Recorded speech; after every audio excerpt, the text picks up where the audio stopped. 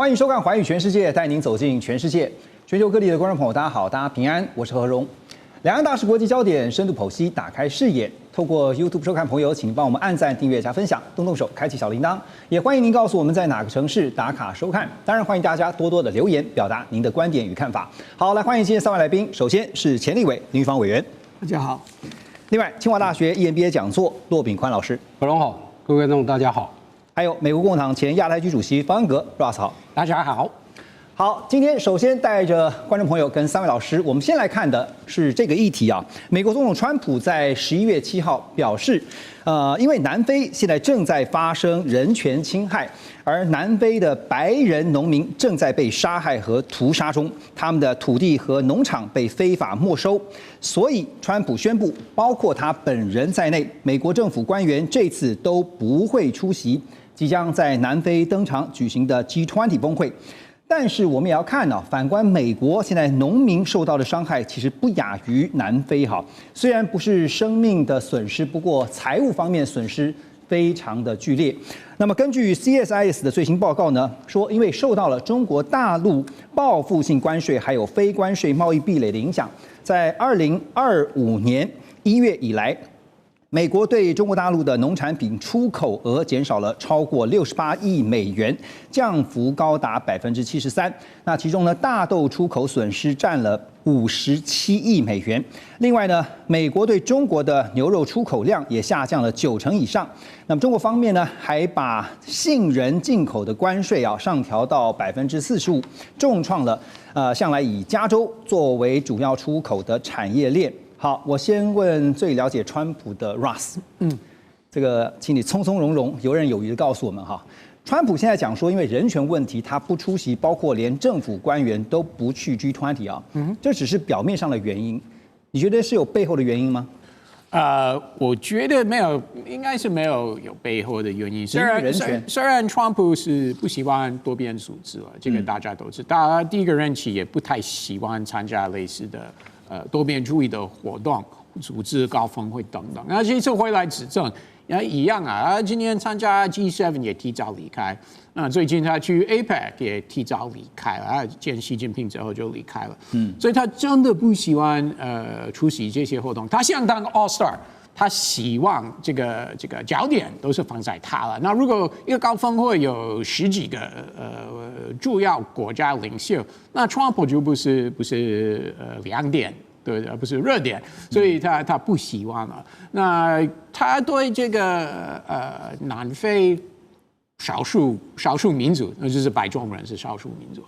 他对他们的这个安全、资产等等的议题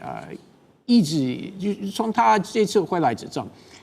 一直有兴趣，他常常提了，而且他觉得我这样提我的支持者、我的选民会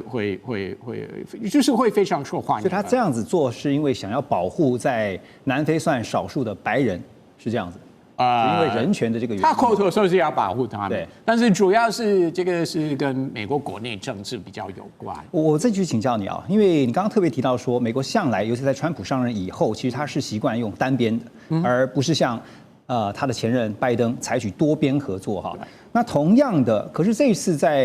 APEC 结束之后，也有分析认为说，从日韩最近跟美方在谈的这个部分。看得出来，似乎川普在单边这个一直以来坚持的政策，稍微有点倾向，也不排除多边的合作，是这样吗？日韩是2个国家了，那如果2个国家跟美国会有什么高峰会和合作等等，那其实稍微算多边一点点而已啊。但是那个不等同像 G7、G20、WTO、UN 这些大的传统的多边组织了，所以我觉得这个不用做类比了。而且，如果是美国跟日韩开会的时候，不管是哪一个层次，不管是总统跟2国元首，对，或者是国防部长、外交部长。其实这2个国家，日韩，他们都会答应美国要什么，几乎他们都会答应。这个跟去参加 G20 是完全不一样。没关系。那去 G20 的时候，还是会有几个国家元首不是按照的川普说法就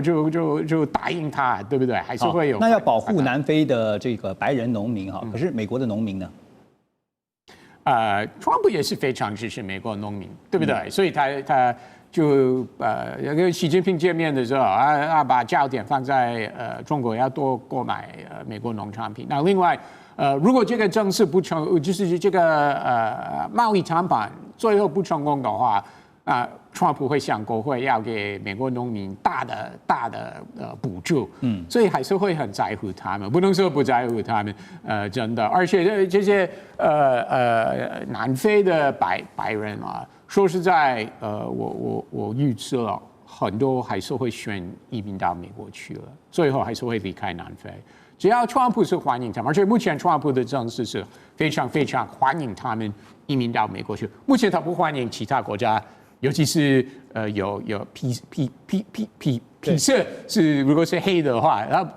不欢迎。而且白人至上的一个向来。如果是像南非白人或者北欧人，川普是很欢迎他们移民到美国去了。那我真的相信将来几年很多南非白人，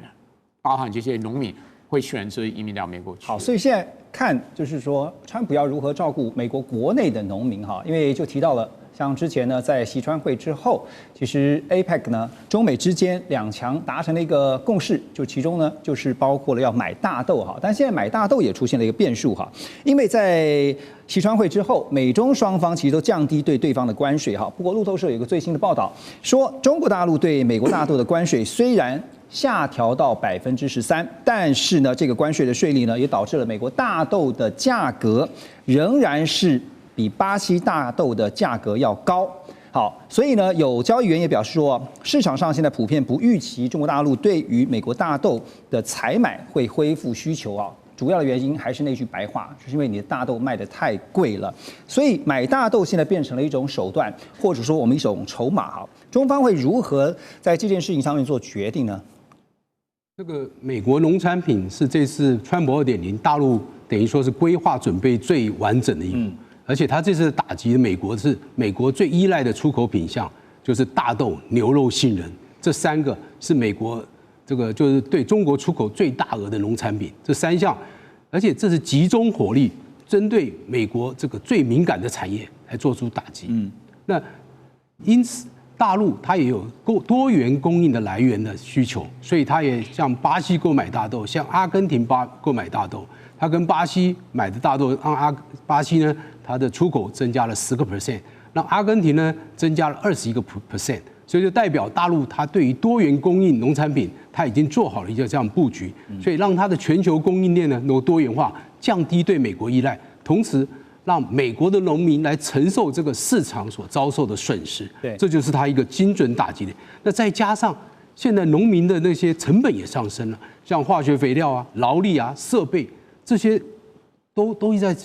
提升，它的价格在提升，而且市场也在流失，所以对美国的农民来讲，目前真的是一个非常考验的一个时候。所以现在对美国政府来讲哈，尤其特别川普想要帮美国农民啊，但骆老师您看，因为我们刚刚讲说中国大陆现在有议价能力啊，因为你跟同样的比巴西、比阿根廷，那除非你告诉我美国的大豆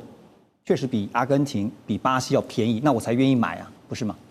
对，所以美国在这方面可能要寻求也是一样多元出口，你不能只出口给中国。虽然中国是目前全世界最大的大豆的买家，但是你还是要跟印度啊、东南亚或中东市场来寻求一个出口你大豆的一个市场的一个需求嘛。那当然，另外一方面，这次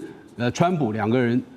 跟习近平2个人在这个釜山达成这个协议，也说大陆不再杯葛啊这个美国农产品的采购。那也开放了，所以他应该跟中国达成一个更有结构性的协议，要长期的保证大豆、牛肉、杏仁这样的一个进出口的一个，这样才能够确保美国农民的一个利益。否则，这个市场是非常的浮动的。假设最大的买家一直有针对性的在杯葛你的时候，美国农民的话，他随时会有很不安全的感觉，随时有没有办法出口的一个风险存在。就像那个我们看到影片上，就是一个大豆厂竟然会爆炸，因为多到爆炸。那这样的情景，我们就不愿意看一些。所以，川普可能在短期、中期、长期都要有一些规划，否则没有办法因应中国大陆针对性的一个农产品的杯葛。是，所以陆老师刚刚点到一个重点啊，就是中国大陆要制造的是美方，特别是农民这一边啊，随时有一个不安全感。那这个部分呢，才能够当成未来中美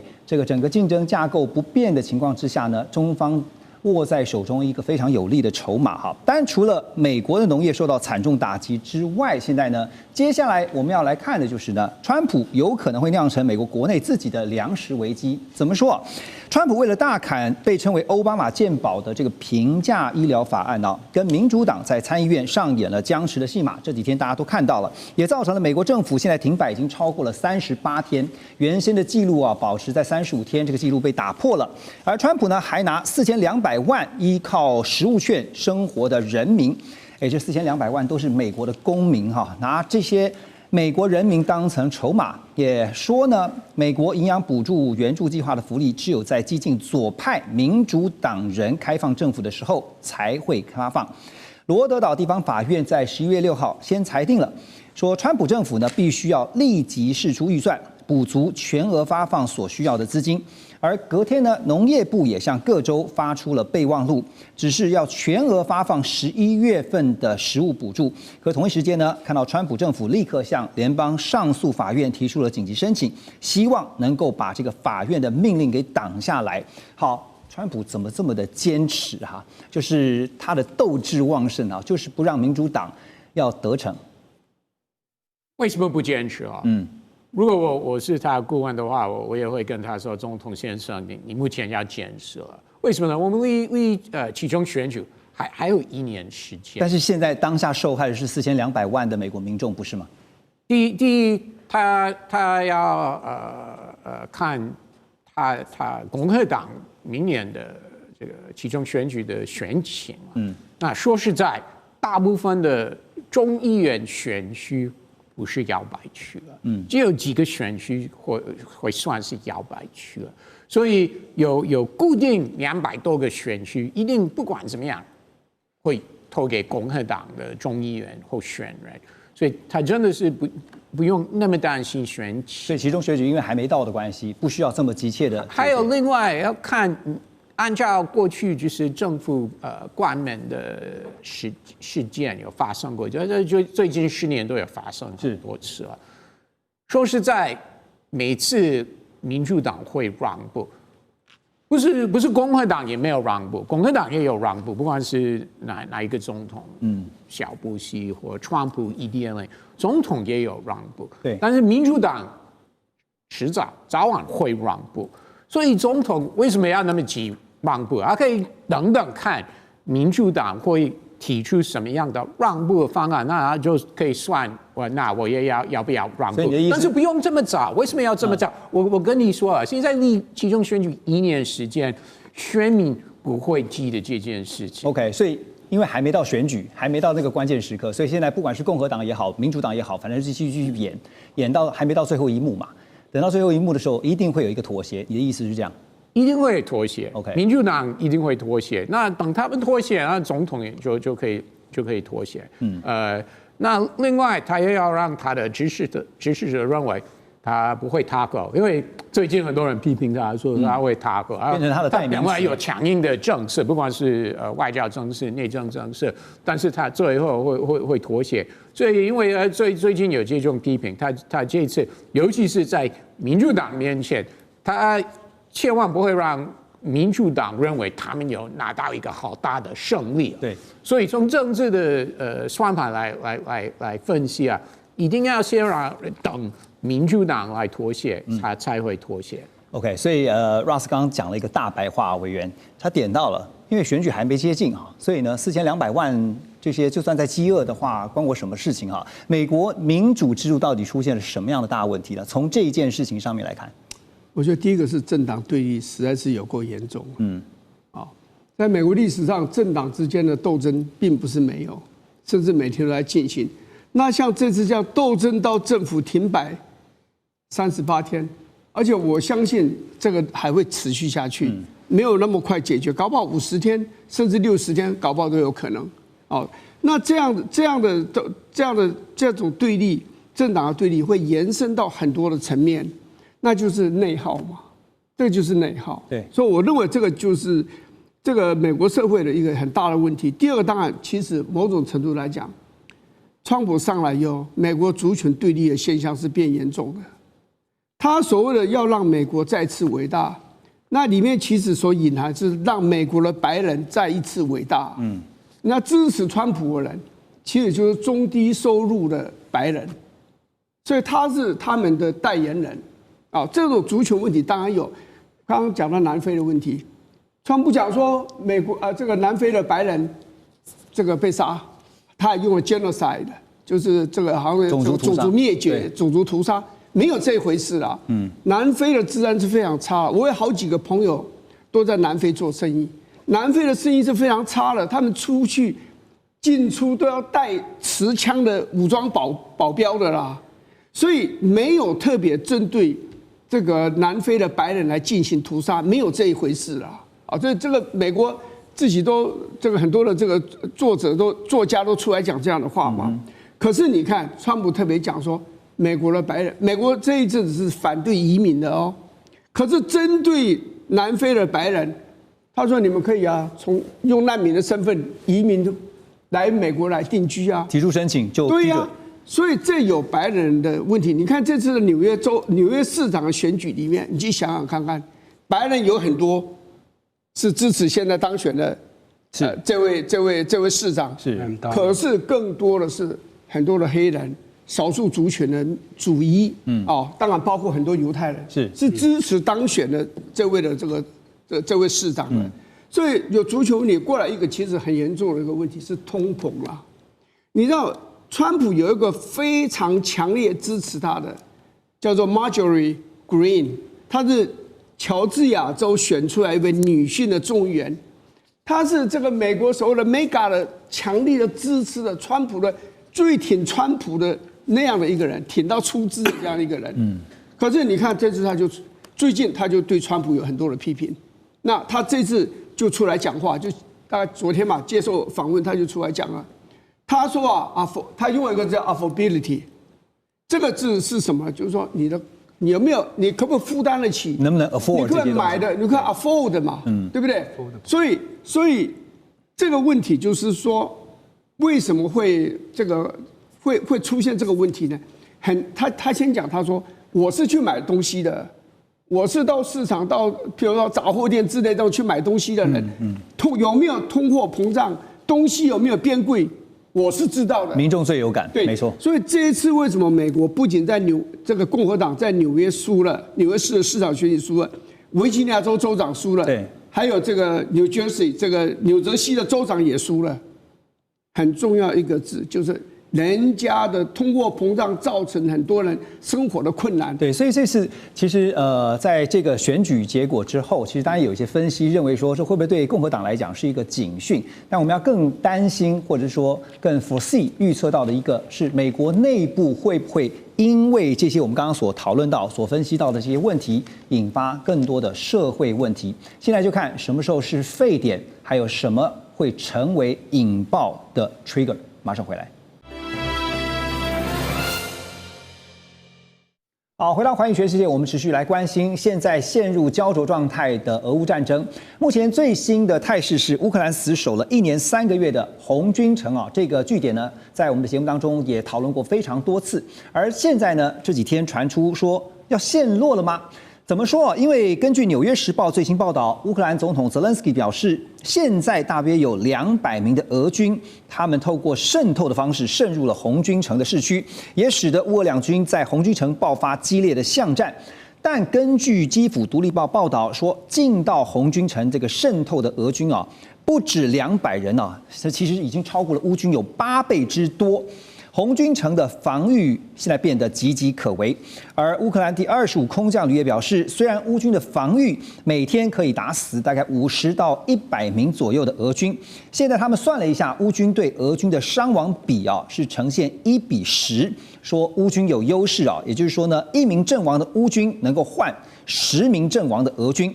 但是俄军现在三面包围了红军城，而且利用各种弹药来打击这个补给路线。乌军的士兵也得冒着炮火还有无人机步行10多英里啊，才能够到达城内的阵地。所以现在说，俄军是以超过乌军8倍的军力，而且再加上有渗透进去的俄军的军人。好，但是乌军现在的防御呢，他们不断对外界讲说，我一个乌克兰士兵可以换10个俄罗斯的士兵。好，但是乌军跟俄军现在都在抢的这个红军城，到底能够守，或者是会失掉，它的关键在哪里？委员，您觉得？去年8月哦，俄军就开始打红军城，然后普丁前阵子啊，就大概是上个礼拜特别讲说，哎，记者们你们要去看，红军城已经被我们打下来了，对，你们要不然记者们可以去看看，其实还没有打下来，可是只是时间的问题了。大家都在做宣传。对，战争哦，有时候就是很简单的一个算术的问题。你看，刚刚讲这个人员的问题，乌军的防御大概有1比10的这样的一个优势，可是俄国有去年的这个数字有1亿4000多万人，你现在这个乌克兰只有3700多万人，这个兵源就差了很多。第二个讲土地面积，所以这是算术问题。俄国有1710万平方公里。你乌克兰只有60万平方公里，何况你还有1/4，60万里面你还要把1/4要拿出来，因为已经被俄军给占领了。是，所以你去看两边，就假设两边的火力一样旺盛的话，你俄军每一个平方公里可以承受的炮弹的那个压力的程度，远低于乌克兰嘛，因为乌克兰小嘛。对。第三个问题就是工业化的问题，俄国的工业化的程度其实是比乌克兰还强，没有错。在苏联的时代，乌克兰是它的一个国防的重镇。你看很多的这个重要的军事的装备都在乌克兰生产的。可是现在有一个问题在哪里？第一个，乌克兰这个脱离了这个就独立了以后，很长的时间经济很糟糕，所有的工厂都是被破坏得很厉害的啦，有的东西农脉也被卖掉了。然后这个最重要的是战争。被俄国摧毁了很多国防的重要的一些的建设。对，第4个其实要讲一个问题，就是意志力。你看普丁这种意志力，打仗是真的是意志力很重要。美国打越战，你就要再打1年，他也撑得下去，因为他的总兵力几10万人在那里，怎么打不下去？问题是没有意志力打了嘛？战争总统也没有意志力打，尼克森更想急着把它结束掉。好。阿富汗也是一样啊，阿富汗的敌人力量更小，可是为什么俄军打完10年就走，美国打完20年就走？为什么就意志力没有了？对。可是人家普丁打乌克兰是打得很辛苦了，就乌克兰士兵很勇敢啊，打得非常漂亮。问题是你总体资源就不如人家嘛，人口面积、工业化能力，然后这个武器俄国自己可以生产，你乌克兰武器要靠人家生产，美国生产完要渡过大西洋，然后进了波兰，然后转送给你其他欧洲国家送来了，也是很辛苦。所以你乌克兰你不是一个自给自足的一个交战国，那你总体资源又不如俄国，那普丁想赢的那个心又这么坚决，所以这个红军城被打下来是时间的问题，时间早晚。而且刚才委员特别提到说，两军在战场上面对战的时候，其实作战意志很重要啊。不过从兵力上面，双方的这个悬殊比例来看的话，俄军也换得起哈，就是就算我10个人换你1个人的话，我也换得起啊。现在就看到这个战争呢陷入到焦灼，所以呢，原先这个信誓旦旦说他这个上任就能够搞定俄乌战争，立刻让双方停火的川普，现在当然他的说法也改变了哈。这个11月8号他正式表示。他说他已经暂停和俄罗斯总统普丁在匈牙利说要约会面，主要的原因呢在于俄方还没有展现停战，不要说停战了，现在连停火的诚意可能都没有啊。但川普也表示说，如果普丁真心想达成和平协议，希望未来还是能够和普丁在匈牙利来进行会谈。不过另一方面也看到在北约这边呢，德国联合作战司令叫索尔夫兰，他就警告。他说要小心俄罗斯的普丁啊，因为呢，普丁现在手握150万名地面部队，还拥有足够的主力战车，具备随时对北约领土发动小规模区域限定的能力哈，不要轻忽，而且不要是小看了俄罗斯对欧洲、对北约的威胁。每日电讯报也报道说，普丁还打算跟委内瑞拉总统来合作，部署这个极音速飞弹基地，要直接威胁美国东南部，牵制美国对乌克兰战场和欧洲防线的注意力。因为你后门失火的话，你当然无暇顾我们欧洲了。好，现在德国警告说，普丁是有能力的对北约要发动有限战争啊。但是这个局势呢，大家也会很好奇，因为北约向来是共同防御。如果包括最近看到拉脱维亚甚至呢派出了无人机，因为他们非常的担心啊，尤其波罗的海的3个国家，拉脱维亚其中之一啊，他们就派出了无人机来负责防空。所以 Russ 啊，因为我们讲到了北约共同防御。就算是发动有限战争，但是不也启动了北约的共同防御了吗？如果俄罗斯真的入侵北约国家的话，就动用条约。虽然很多人认为川普对这些条约，不管是北约、美国跟日本、南韩、菲律宾的防御条约，川普有质疑，就造成所谓的伊美论了。但是川普这次回来指证。其实他的不管是他的言辞或他的动作，或战争部长 Hegseth 的动作，那明显到目前为止，美国还是很支持这些条约了。那虽然川普从早就呼吁美国的这些安全伙伴都要提升国防预算，但是这个也不等同川普不会履约了。所以今年已经有很多次北约秘书长去白宫跟川普见面，对，看起来他们都谈得很融洽，很合得来。他这个北约秘书长也没有公开批评说川普不支持北约等等了。所以目前从美国川普政府的动作来看，还是对这些条约是参与的意愿、支持等等，都是我觉得是相当正常。对，所以我要问的就是，因为我们常常在讲说，你要评估的是能力跟意图这2个因素啊。能力的部分，像德国这边警告说，有能力，就算进行一个小规模的有限战争，俄罗斯是有能力的。那意图呢，犯得着吗？我认为北约国家他们是看俄罗斯军事能力，觉得是非常对他们来说是非常危险嘛。对，但是他们真的认为俄罗斯即将会入侵吗？就是向北约国家动手？我觉得他们这些北约国家也知道可能性不大，但是还是要做好准备，还是要先提出警告。当然，因为他们要提升他们的国防投资啊，那也是需要不管是国会议员、一般民众、选民、媒体等等，都需要整个国家的支持，对不对？所以他们就最近就是从俄罗斯入侵乌克兰之后，不管是左派、右派政治人物，大部分的欧洲国家的政治人物都是有这个态度、这个想法。我们要提升国防预算，美国也很支持啊。但是美国也没有推出，比如说什么联合军事演习等等，不管是拜登或川普都有参与了。OK， 所以那你怎么看？刚刚也提到《每日电讯报》这个报道，就是在美国的后院，跟委内瑞拉合作，我觉得可能性不大。如果俄罗斯跟Venezuela 提升双边的国防方面的合作，比如说军事演习之类的，或有访问团等等，这个不意外。但是俄罗斯真的会部署飞弹在 Venezuela， 我觉得可能性不大。第一是预算的考量，第二这些飞弹他们需要在乌克兰战场使用，怎么会把这个重要的资源原理放在 Venezuela， 可能性真的是不大。而且还有呢，其实马杜罗政权是非常不稳定，那或许会讲得住。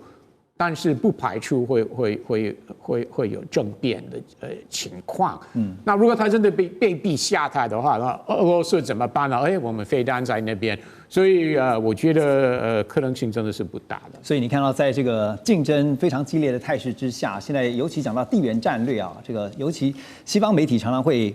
不管是空穴来风，或者说他们觉得很紧张，都会先用一则报道来告诉大家有这样的可能。但是我觉得你讲到一个重点，虽然最近几个礼拜有什么样的新闻，比如说川普说哦，那我目前不去匈牙利跟普丁见面，然后有这个俄罗斯会不会在 Venezuela 部署飞弹等等各式各样的相关新闻，但是我觉得有一个重点是到目前为止是没有变，川普希望两方乌克兰跟俄罗斯是达成停火协定，而且川普看是什么样的条件之下可以停火，他的想法是完全是没有任何变化，就是说他认为乌克兰要接受将来部分的国家领土还是有俄罗斯占领了。是，那这个川普有这个态度，这个立场完全是没有变，所以他还是会不是向俄罗斯施压的对象还是乌克兰。对，你讲到有一个重点，最近大家有没有观察到？其实讲到了俄乌停火也好，或是未来的中战也好，其实在这一次的 APEC， 习近平跟川普两人也谈到了俄乌啊。那川普呢，协调了这么多次，你可以发现说，他也可能意识到了美国单靠一己之力是没有办法让俄罗斯停下来，但需不需要中国大陆在旁边来实力一下？中国大陆国家主席习近平啊，在北京最近是会见了俄罗斯的总理啊，叫米舒斯金。目的呢是要升级中俄双方的合作。那俄罗斯的财长呢也表示说，俄中两国呢基本上已经脱离了西方货币进行贸易结算啊。目前99.1%的支付都是用卢币和人民币的兑换来完成的。2024年年度的这个俄中双边贸易额啊，更是达到了2450亿美元的历史峰值。日经中文网呢，在11月7号也报道说，俄罗斯液化天然气呢正在用低于市场2到3成的价格卖出了中国大陆，而这个中国大陆呢，一方面扩大从俄罗斯进口液化天然气，同时呢，对美国能源的进口现在已经降到0了，这代表说99.1%，这比例几乎就是100%了哈。所以陆老师怎么看呢？卢币跟人民币互相的来进行兑换交易，那代表说这个去美元化，我们之前也提到过的，是不是已经又更向前迈进了一大步？怎么看？的确，中国跟俄罗斯天然气，它以它的本币来做交易，就以人民币跟卢布来交易，它是符合几个它的策略性的考量。第一个，降低对美元的这个依赖，也避免被美国制裁啊。第二个，可以提升它的能源的安全性，两个的人对于天然气的这个交易，可以避免受到美国的这个影响，它的能源买卖是很安全的。第三个，它跟俄罗斯买的比较便宜，所以它的能源成本也降低。第四个更重要，强化它地缘政治的政治谈判筹码。所以美国川普跟普丁或者是跟习大大要求说，你是不是俄乌战争你那个使点力，让俄罗斯不要再攻击？那我相信习近平不会答应他这个，因为这是中国希望俄罗斯在俄乌战场牵制美国，那俄罗斯希望中国在东南亚市场牵制美国，所以双方有一个这个战略性的一个考量，互相牵制美国的一个这个作用。所以以这样来看的话，他们以这个非美元人民币跟卢布交易是一个非常正常的现象，可以避免被美国制裁，降低对美国的依赖，降低成本，还可以提升它能源安全性。我想符合他所有的策略。摆脱依赖是重点哈。那另一方面是看到在能源的这部分的分散风险也是另外一个重点啊。所以如果是去美元化这部分，可能短期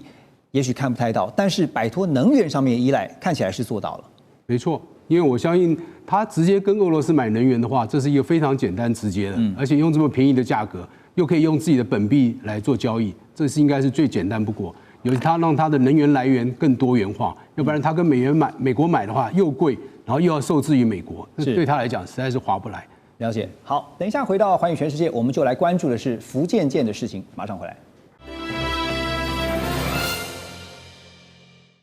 欢迎回来。新华社最近报道了福建舰入列授旗仪式在11月5号在海南三亚举行，大陆国家主席暨总书记习近平亲自出席，而且还登上了福建舰视察。他还进入了弹射综合控制站仔细观摩整个作业的流程，而且亲自按下了弹射按钮。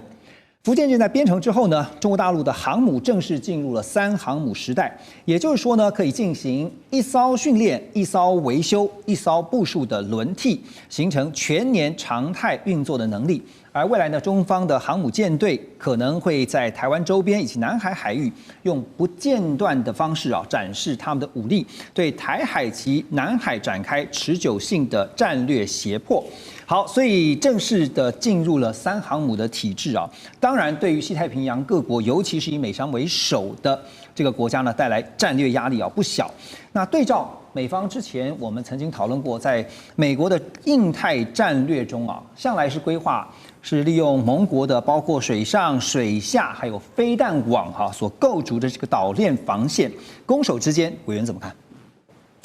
这样子，他这个3艘航母这个现在都服役了以后呢，其实压力最大的是离中国大陆最近，而且跟他有旗舰或者是有对立、有冲突的这样的一个现象的国家或是地区地方，有菲律宾、台湾、日本、南海，我觉得都还好一些那这个是比较近，那越南大概也可以感受得到这样的一个压力那其他的国家大概就是比较有的是一种所谓炮舰外交啦，就是你看有航空母舰跟没有航空母舰就差很多，因为航空母舰出来不是只有1艘母舰，对，它是整个战斗群。先不讲它甲板上的各种的这种战机、舰载机，它还有驱逐舰，还有这个巡防舰水下还有潜舰，所以这是一个很大的兵力的移动。所以呢，即使那些跟中国大陆之间没有冲突的这个现象的国家但是他们都会感受到这种压力。所以所谓的炮舰外交，不是真的去打你，用航空母舰、用炮舰去打你，而是让你感受到我的存在。所以航空母舰是最容易提醒那个其他的国家说，这个航空母舰的拥有者，他就在你的旁边，你的感觉会怎么样？譬如说，他如果到澳洲的外海停在那个地方，澳洲的感受就会变得非常压力很大、强烈这样子所以。当然，这个最重要的来讲，追根究底还是跟美国的关系是。虽然它严格讲起来，美国并不是这个区域的国家。我讲的不是在中国大陆周遭的这个国家，它其实真正的它的本土是在1万公里之外的这个美洲。但是这些不管跟台湾，不管跟越南。跟菲律宾、佛西海加上越南，尤其跟上日本，如果有所冲突的话，美国是一定会采取行动的。所以最后讲起来，就是你跟美国之间，你造这航空母舰，你的战略的意涵跟美国之间，你会出现什么样的这个战略关系的变化？对，那就讲95、96年飞弹危机的时候，台海飞弹危机，为什么最后可以平顺的解决？很重要一个原因就是当时的国防部长 Perry。建议说，你派一个航空母舰战斗群到台海来，克林顿决定派2个，所以就在这附近就摆了2个航母舰战斗群，这个危机就结束了。所以中国大陆受到刺激，从那以后他就加速要造航空母舰，那现在造出来了，所以等于说下一次如果台海或是南海或是日本这一带如果发生了军事上的对立的现象，尤其是冲突的话，你美国航空母舰来不来？以前如果中国大陆没有航空母舰，尤其没有3艘航空母舰，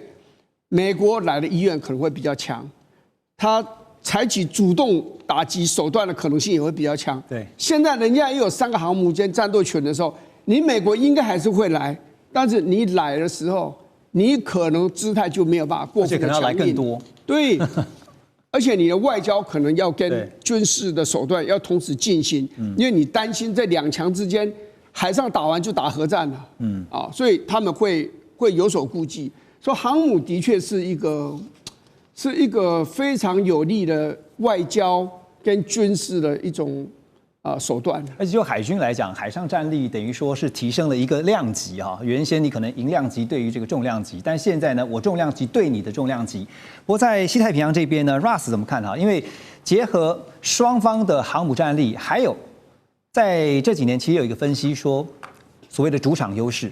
中国大陆在西太平洋，在特别靠近，不管是台海也好，往北的东海，甚至往南的南海，其实有它的主场优势啊。在综合现在提到的航母战力，那美国这边进来，两方的比较，你怎么看？目前还有过去从二战之后，西太平洋主要国家还是美国了。那将来几年真的会有变化吗？我觉得，虽然两个国家，中国跟美国会有这个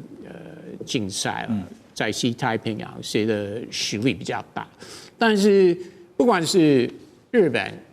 南韩、台湾、菲律宾这些国家都支持美国维持它的地位了。那美国也会愿意，虽然很多人认为川普是不愿意啊，但是到目前为止，川普也是非常支持提升国防预算，他也是非常支持美国在造船的能力，投资，还有跟南韩、日本等等国家合作。那这个海军投资啊，造船投资不是为了中东或欧洲那边。我们知道，是为了在美国在西太平洋能有足够的部署了。所以美国跟中国有这个竞赛，美国不会放弃了，这是事实。而且我相信，不管是川普的接班人，美国不会放弃了，美国会继续。那你觉得未来美国在战略的部署上面会增加航母的数量吗？因为现在在西太这边的话，大概就是乔治华盛顿号是常态性的部署。那未来会增加航母的数量来抗衡，就是因为现在3航母的现在就是至少有1艘是常年在戒备的。这个的确有难度。为什么？我常常说美国总统过去不管是小布希、奥巴马、川普、拜登、川普2.0，一直说美国会把这个 focus 焦点会放在亚太地区啊，结果是没有，真的是离不开中东了。连最近几年了，美国不管是拜登或川普认为可以在太平洋增加部署，后来发生以哈冲突，立刻就调航母到地区战争啊，美国还是会把航母调到那边去。但是很明显，美国的长期规划是这个资源要把焦点放在亚太地区。那这个会不会等同美国会增加航母了？这个难了，因为航母的投资是非常庞大的。没错。那所以这个目前是完好，但是至少美国是希望现有的航母多几个是可以长期部署在西太平洋这边。对，就算这个数目没有办法增加，起码可以联合。像最近看到这几年不是也是在谈跟日本方面的合作嘛？以类航母或者轻航母的方式来作为搭配使用哈。那说到这个部分呢，我们讲到航母啊 ，CNN 还特别做了一个分析。他们说呢，虽然福建舰采用的是电磁弹射系统哈，对标的是美军最新的福特号级航母，那让这个战机呢提高远程打击能力。但是 CNN 说呢，舰载机的起降效率这个大陆的航母呢只有尼米兹级航母的60%。另外呢，福建舰呢仍然以传统燃料推进，需要定期的靠港或者是从海上来补给油料。而针对中方海军战力的提升川普先前也宣布嘛，他说要跟韩国来合作，在费城一家造船厂建核潜舰那外界现在也预料，也估计说，韩国生产的第1艘核动力潜舰渴望在2030年代的中后期下水。好，现在 CNN 提出了福建舰的2个短板，那委员怎么看呢？这个有人说是酸葡萄心理啦，但也有人说，他点出了至少中国大陆航母必须加强的部分。我觉得他讲的对我来讲是有说服力的，因为他的意思就是说，美国的潜舰你那个舰载机下降的那个位置，跟你的那个航道的这个主航道的那个中心是有9度的偏差，就是隔开9度。那你现在福建舰只有隔开6度，也就是说，你的这个舰载机下降的区域，跟那个我们就用主跑道这样讲了，上面的2个核磁的弹射器太接近，所以呢，你会彼此会牵制，对不对？所以你的舰载机起飞的速度会变慢，对，次数会变少，否则就会相撞，对不对？一个要回来，一个要弹射出去，两者就会相碰啊。那避免相碰的话呢，那美国因为它隔开了9度，所以呢是很有安全距离的。你飞你的，我飞我下降我的，你起飞然后我下降，好像干扰的情形会少很多，风险低，对，所以这个我是觉得，这种讲法，我到目前为止没有看到人家可以反驳，所以应该是一个，只是中国大陆很可能下一艘航母就立刻修正，他就把它调整了。对，第二个就是所谓的燃料这些问题，核子动力这个航母，当然你会腾下很多的空间，因为你这个核子反应炉比你要装满油才能够出去，那个差很多嘛，空间的使用就差很多了嘛，所以的确是个问题。但是呢，下一艘听说中共要出来的这个航母就是核子动力了，对，所以我们都不知道。如果是的话，那就当然它的这个整个的怎么讲，就是载重的能力会加强很多，可以装更多的弹药，可以装更多的舰载机这样子。对，至于说这个韩国要造核潜舰，我不是很清楚，这个核潜舰是帮美国造还是帮韩国自己造？我不知道，因为到目前为止帮美国造，对，所以我认为这是正确的。因为石破茂先生很多年以前，他这样当首相刚下来，我在东京跟几个朋友跟他相遇的时候，他第一个问题就问我，他说我们日本就是想要核子动力的潜舰，我说那是不可能的事情啊，那是澳洲正在讲这个事情，那是不可能的事情。到目前为止，我们讲到这个所谓的族群种族的问题，美国是把澳洲当作自己人，你日本就不是自己人嘛？日本应该看起来是没机会的，但对，所以日本我有机会，日本没有机会，韩国也不会有机会。可是有一个问题啊，陆老师，您怎么看哈？就是说，韩国造船这个当然能力是优于美国啊，所以当然才会找南韩来合作嘛。可是呢，把这个造船的地点拉回到刚刚讲说费城，这个不在韩国制造，反而舍近求远哦，到美国。当然，一方面是把制造业拉回美国，这是一个原因；第二个是防止技术的机密外泄，还有其他原因吗？您觉得？当初李在明跟川普碰面的时候，李在明本来只是想说，我那个动力潜舰呢，你美国是不是提供我核燃料，让我就变成核潜舰？他当初是这样想法，就没有想到川普呢，他直接在他的 Truth Social 里面直接就说，我们要在费城建造一艘这个核潜舰，由韩国的韩华海洋来做一个制造，他就自己突然这样宣布。那李在明他们一听，那更好啊。但是现在就像你讲的，的确，第一，川普当然有他的算盘跟考量。第一，他可以强化美国的造船的能力。第二，这个厂房啊，因为费城啊那里从来没有见过核潜舰。所以韩华海洋呢，必须要打造所有的设施，那这些成本都要由韩华海洋来出，所以他这个算盘打得非常好。第三，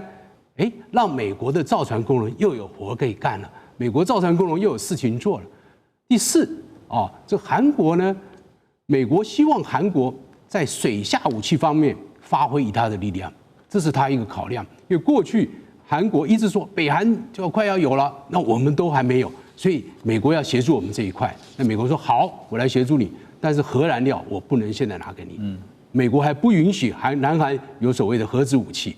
所以他们说，来我们美国费城造。所以当然这个趋势演进下去的话，将来日本早晚也会有，因为韩国有的话，日本没有的话，那日本又会很不开心。当然日本现在也有它的问题，因为日本跟美国在某些军工产业里面有一些竞争关系，所以美国要不要允许它？他们还要多做考量。第二呢，日本他自己是所有目前全世界受到核武器受害的唯一的国家，所以他们对于这样的他心里怎么调试，他怎么能够做出一个核潜舰，这他也是要来克服的，他要说服他的国民。所以我相信，如果韩国将来可以做，那日本未来也早晚也可以做。好，但至少可以看得出来说，在核潜舰的技术上面，目前的顺序排位，南韩是排在日本的前面。马上回来。好，我们继续来看的是美国总统川普呢，在11月6号，他特别在白宫与哈萨克、吉尔吉斯、塔吉克、土库曼还有乌兹别克这5个中亚国家的领袖举行了C5+1的峰会。希望透过各种协议，确保美国在关键矿产的供应链突破中国大陆对稀土的垄断地位啊。但是中亚5国当中呢，除了丰富的稀土资源以外啊，像哈萨克它的铀产量是全球第一，乌兹别克黄金的蕴藏量非常的大，土库曼则有丰富的天然气资源。那吉尔吉斯跟塔吉克呢，也都在开发新的矿藏。好，所以从资源上面来看陆老师先带我们了解刚刚提到的中亚5国，因为川普也不是随便挑的这5国绝对有非常重要的战略资源5国的矿产的蕴藏量大概有多大？是相当大，尤其他们在稀土方面的这个产量，就是它的就是它里面有所含的稀土的量是非常大，就在全世界大概是前10名。那当然，哈萨克斯坦它在铜方面是全世界第5名。那金呢？黄金是塔吉克、哈萨克斯坦都有黄金，还有锌跟铅，还有锰，还有铬。那像土库曼，它还有这个天然气，这个都是非常丰富的矿产的资源。对，所以美国跟他这样的一个合作，是希望我将来在稀土的战争里面、稀土的对抗里面，我至少我的来源方面是有多元的来源，我不要只有不可能再依赖中国，或者只有靠澳洲还是靠英国。土耳其那看来都不希望只依赖一个国家，我希望我的矿产来源是多元的，但是将来未来的技术跟提炼的这个能力，那这可能中亚5国还是没有办法，所以还是要寻求其他解决方面。这只是解决它短期之内它的矿产来源能够不虞于伐，但是它还要投入很多的技术，尤其我们知道稀土的这个开采面临很多的环保问题，还有法规问题，还有技术的提升问题，这些都不是短期之内所能够完成的，所以中亚5国只是在矿产的来源上给他一个支持，给他一个力量，对，应该是只有达到这样的目的了。所以我们刚刚讲说，川普也不是随便选人去开会的就是当然邀请这5国呢，就因为这5国后面有美国需要的国家利益，尤其刚刚提到的是战略相关的关键资源就是稀土但是其实如果了解稀土的朋友也知道，稀土其实有2个非常重要的因素，当然一个就是成本，另外一个就是提炼的技术刚才陆老师有点到，就你如果有这个丰富的矿藏，可是呢，你后续的成本问题怎么解决，提炼问题怎么解决，恐怕你还是得追本溯源的去解决问题。当然，这个除了拉拢中亚5国以外呢，川普最近还投下了一个地缘政治的震撼弹就是接下来我们要讲的他。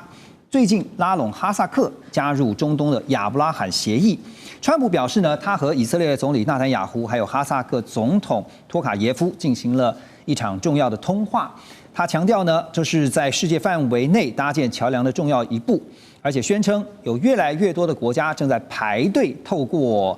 亚伯拉罕协议拥抱和平与繁荣。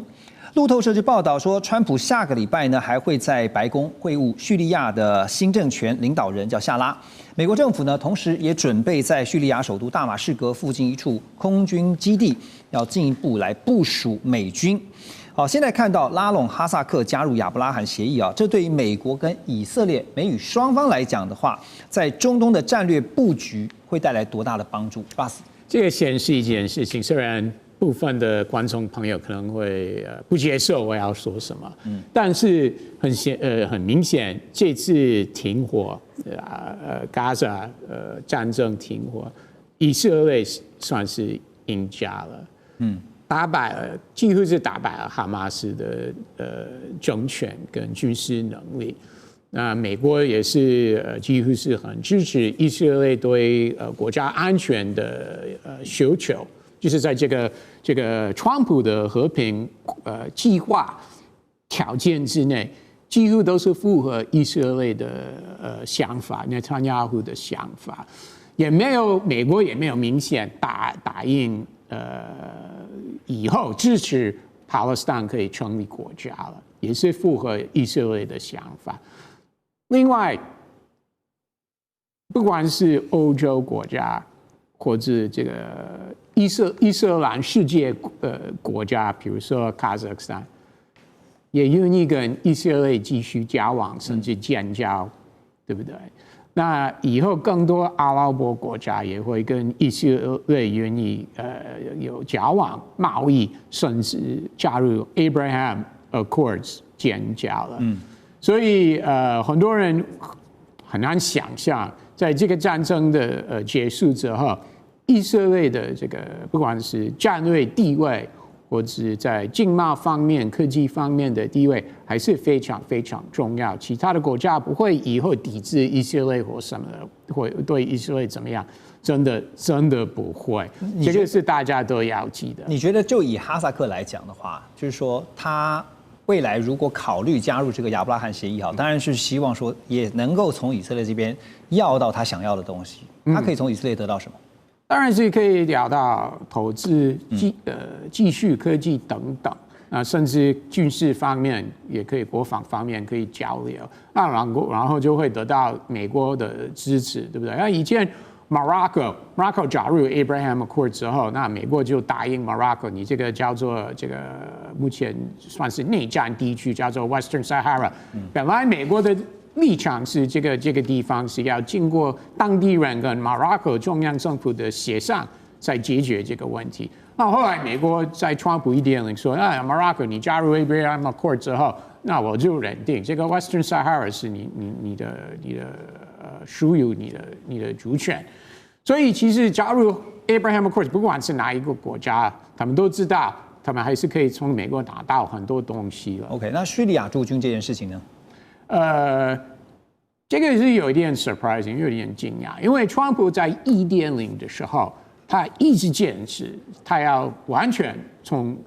Syria 撤军，因为那个时候美国还是有几千个军人，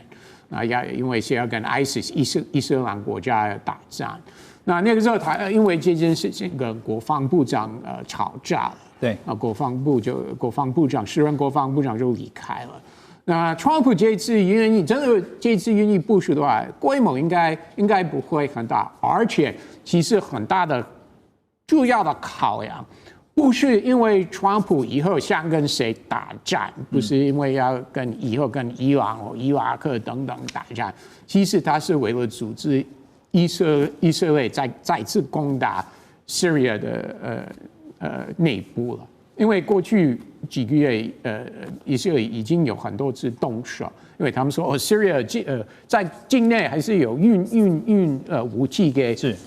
恐怖团体，不管是在 Lebanon 或其他地方 Yemen 等等，所以为了维持区域和平，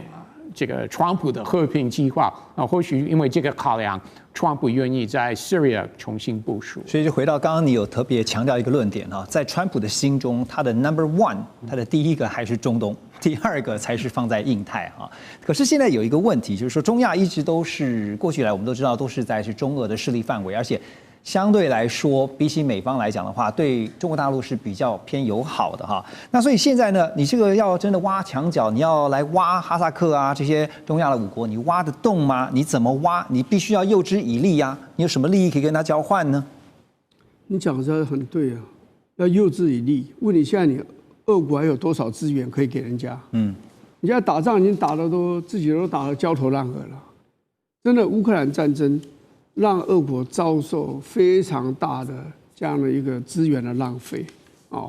所以他也没有办法自顾不暇。那个中亚这些国家，它就变成很难再像以前在苏联帝国或苏联解体之后的那个年代，俄国还对他们有很大的影响力。现在没有办法，尤其这些国家，你看到回教的力量。哈萨克70%是回教徒，主要是逊尼派；塔吉克98%是回教，就是穆斯林；乌兹别克96.5%，土库曼93.3%，吉尔吉斯86.3%，回教。对，所以这个就是美国要下手的原因，就是说，